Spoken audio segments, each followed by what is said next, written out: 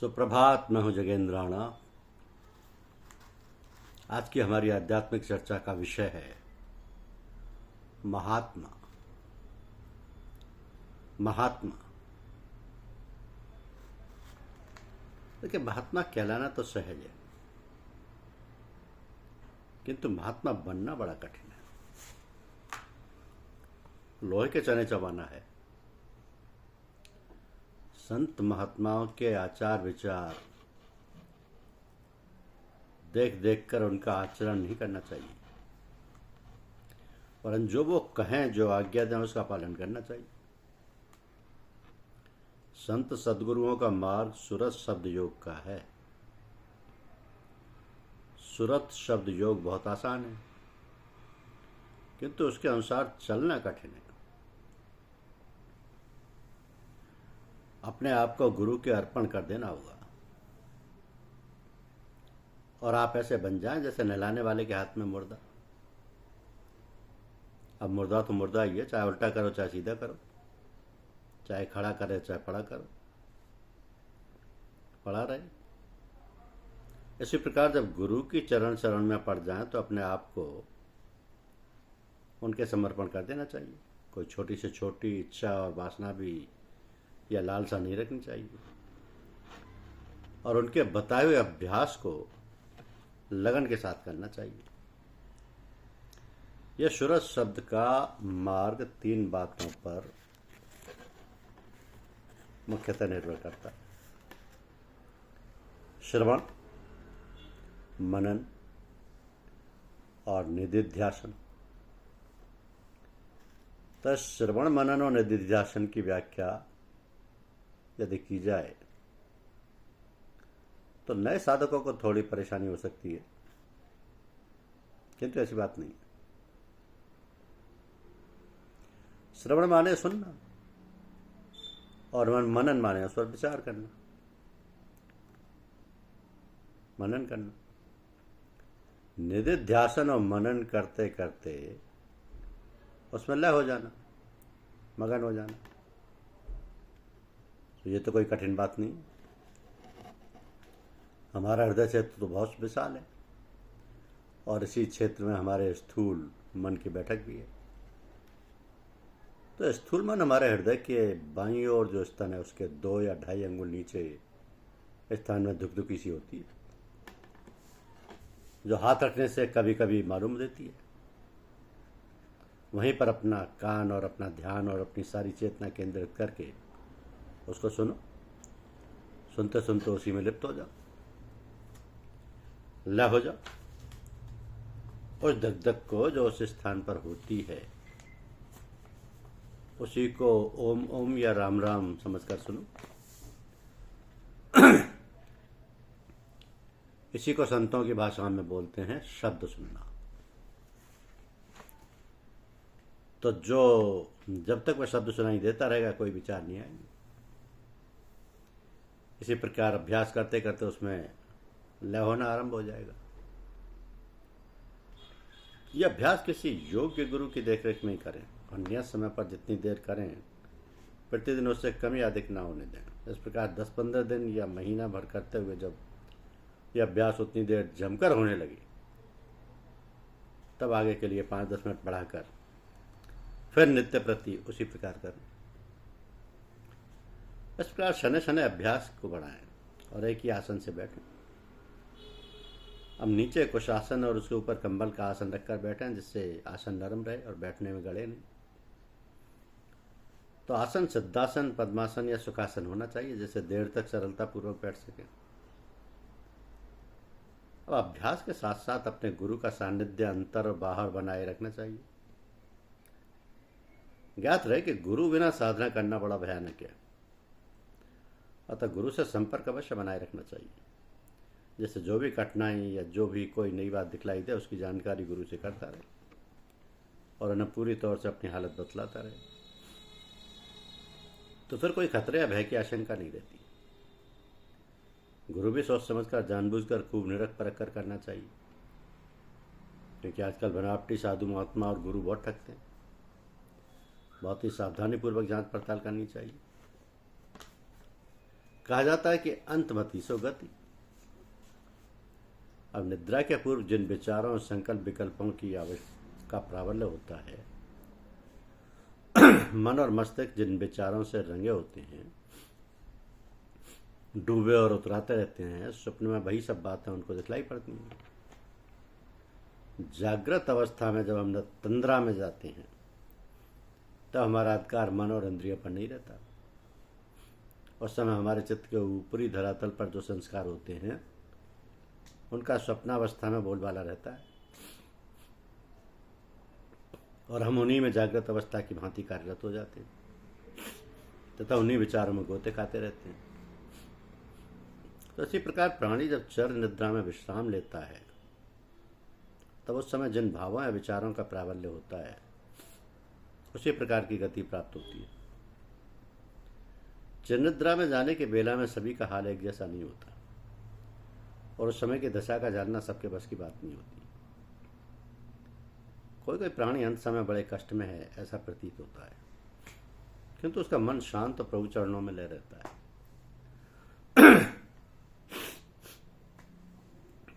कोई कोई प्राणी ऊपर से शांत दिखाई देते हैं किंतु उनके अंतर में बड़ी अशांति और उथल पुथल रहती है।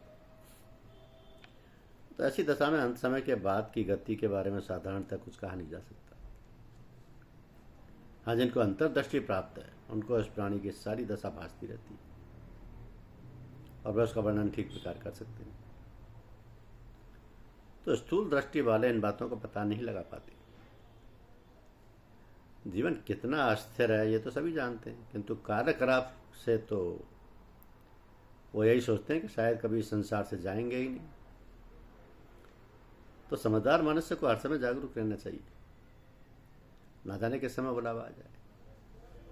चाहिए तो ये कि सांस सांस में राम के वृथा सांस मत खो, ना जाने इस सांस का फिर आवन हो ना हो। तो जब हमारा अंतर शुद्ध और पवित्र होता है, हम आत्मा के प्रकाश में अपने सारे व्यवहार और कार्यकलाप करते रहते हैं, तब उन व्यवहारों और कार्यकलापों में स्वार्थ की गंध नहीं होती, किसी के प्रति द्वेष भावना भी नहीं होती, किसी को हानि या दुख पहुंचाने का विचार भी नहीं उठता। वो अवस्था तो उदार चरितानाम तु वासुदेव कुटुंबकम की होती है। ना कोई अपना है ना पराया है, और है तो वही वही है। तो वो किसके प्रति राग और किसके प्रति द्वेष हो? सब कुछ या तो मेरा मेरा है या तेरा तेरा है। मेरे पने और तेरे पने की अंतिम अवस्था एक ही तो होती है। जिसको जो मार्ग भा जाए विश्राम कहीं भी नहीं है। स्थूल शरीर छोड़ने के बाद ही सूक्ष्म शरीर से सूक्ष्म लोकों में प्राणी विचरता है और अपने अपने संस्कारों के अनुसार भोग भोगता है। तो जब सूक्ष्म शरीर के संस्कार भोग लेता है तब कारण शरीर से भोग भोगता है। इसी प्रकार महाकारण शरीर के भी योग होते हैं। बड़ा ही सूक्ष्म मार्ग है, पर ठहराव कहीं नहीं, जिसको मुक्ति कहते हैं। क्या वहां ठहराव है? तो मुक्ति के संबंध में भी भिन्न भिन्न मत हैं, अतः इस विषय पर अधिक विचार करना बेकार है। ये सब बातें अनुभवगम्य हैं। जितनी जिसकी दृष्टि अंतर्मुखी होती जाती है उतना ही वह अनुभव करता जाता है। तो इसका कहीं अंत है या नहीं कौन जाने। अनंत का मार्ग भी अनंत है। हरि अनंत, हरि कथा अनंत। अब मानव की विशेषता तो यह है कि वह विचारधीन, विचारवान, मननशील और विवेकी होता है। यदि मनुष्य में सोचने समझने की शक्ति का विकास नहीं हुआ है कि प्रत्येक बात और कार्य को क्यों और कैसे करना चाहिए, तो उसे मनुष्य कोटि में नहीं मानना चाहिए। शास्त्रों का एक वाक्य है कि आहार निद्रा भय मैथुनश्च सामान्यमेतम पशुर्मिनराणाम पशु मिनराणाम धर्मैतेषामाधिको विशेषो धर्मेण हीना परमिरसमाना पशुमिर समाना। धर्मेण हीना पशुमिर समाना। तात्पर्य एक भोजन करना, सोना, भय और मैथुन करना। भोजन करना, सोना, भय और मैथुन करना, ये चार बातें मनुष्य और पशुओं के समान है। मनुष्य की विशेषता यह है कि वह धर्मयुक्त हो सकता है। यदि मनुष्य में धर्म नहीं है तो पशु और मनुष्य में कोई अंतर नहीं है। अब यह प्रश्न उठता है कि धर्म क्या है। तो धर्म की बहुत सी परिभाषाएं हैं, किंतु साधारणतः यह है कि हम अपने सांसारिक कार्यकलापों को शास्त्र और आप्त पुरुषों के आज्ञा अनुसार करते हुए परमात्मा को प्राप्त करने का भरसक प्रयत्न करते रहें। अपने जीवन का लक्ष्य बना लें कि हमें परमात्मा को प्राप्त करना है। अपने सांसारिक जीवन में जितने भी कार्य हैं, सब कार्यों को भगवान का समझकर भगवान के लिए ही करते रहें, और ये समझते रहें कि भगवान ही करा रहे हैं। हम कार्य आरंभ तो करें, सोचें कि हे भगवान, हम तुम्हारा ही कार्य करने जा रहे हैं। हमें ऐसी शक्ति और सामर्थ्य प्रदान करो कि इस कार्य को तुम्हारी इच्छा अनुसार ही पूर्ण कर सकें। कार्य समाप्त हो जाने पर यह प्रार्थना करो कि हे भगवान, हमने प्रयास किया है, ये कार्य तुम्हारी इच्छा अनुसार हो, तो तुम ही जानो कि ठीक हुआ है कि नहीं, और मैं अब ये सब कार्य तुम्हें समर्पण करता हूँ। तो इस प्रकार अपने जीवन का कार्य विधि विधान से होता रहे, तो आशा की जा सकती है कि एक समय आएगा जब हमारा संपूर्ण जीवन यापन भगवद इच्छा अनुसार होने लगेगा और समर्पण का कार्य संपन्न हो जाएगा। तो समर्पण कहने में सरल लगता है, और है भी सरल, यदि मनुष्य में वास्तव में सरलता हो। मुझे चचा जी महाराज कहा करते थे कि जुट्टल खेले सच्चल हो, सच्चल खेले बिरला को। तात्पर्य है कि हम खेल तो खेलें, कार्य तो करें, भले ही अंतर में समर्पण ना हो, किंतु ये सोचें तो कि भगवान के लिए कर रहे हैं, ये भगवान का ही कार्य है। इसी प्रकार करते करते जब ये बात स्वाभाविक हो जाएगी और सोचने विचारने की हमारी आदत बन जाएगी, तब अपनापन अपने आप समाप्त हो जाएगा। तब फिर भगवान का ही कार्य भगवान ही करने और कराने वाले रह जाएंगे। मनुष्य तो केवल निमित्त मात्र रह जाएगा, एक यंत्र या मशीन की तरह। तो मशीन जब कोई चलाएगा तभी तो चलेगी। इसी प्रकार हमारा जीवन भगवान की इच्छा अनुसार ही चलेगा। आपा या अहंकार नहीं रहेगा। तब यथार्थ में गीता में कहे अनुसार कि योग कर्मसु कौशलम की दशा पैदा हुई, तभी वास्तव में सच्चा योगी बनेगा। स्वभावतः उसके जीवन की सारी गतिविधियां भगवान द्वारा संचालित रहेंगी, उसके जीवन का रूपांतर हो जाएगा, उसके अंदर सभी ईश्वरीय गुणों का समावेश हो जाएगा। वो ना जानते हुए सब कुछ जानता होगा, और सब कुछ जानता हुआ ना जानता हुआ जैसा रहेगा। कारण यह कि जब अहम भाव नष्ट हो जाता है, जब मैंपन का भाव नहीं रहता, तब कर्तापन का विचार ही नहीं आता। तब प्रदर्शन, दिखावट या बनावट जैसी कोई बात ही नहीं रहेगी। तब सारा जीवन साधारण, सरल और कुटिलता रहित होगा।